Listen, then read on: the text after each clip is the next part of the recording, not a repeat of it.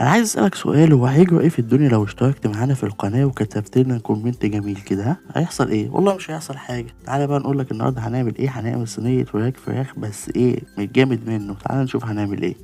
بُص بقى زي ما حضرتك شايفة كده، أول حاجة هننزل بالبصل اللي متقطع شرايح، وبعد كده كيس من الخضار المشكل، وبعد كده معلقتين 3 من الملح، وهننزل بمجموعة من التوابل، فلفل أسود وبابريكا وكبابة صيني، وبعد كده معلقتين كبار من الصلصة. ومعلقة من التوم المفروم، وهنقلب كله مع بعضه كويس جدا جدا. وبالشكل دوت كده الخضار بقى جاهز معانا، ودلوقتي هننزل بالوراك. معانا 5 وراك حجم وسط على قد الصينية اللي معانا، وهندعك بقى الوراك بالخضار وبالتوابل الجميلة اللي احنا حطيناها لحد لما يبقى معانا بالشكل التحفة دوت. وبعد كده هننزل بعصير الطماطم. عصير الطماطم برضك واخد شوية ملح، واخد شوية فلفل اسود.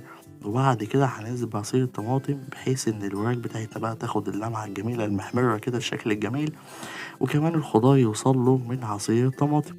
وكده بقت جاهزة معانا، هندخلها الفرن وهتطلع معاك بالشكل التحفة دوت. يا صديقي صدقني مفيش أجمل من كده ولا أسهل من كده.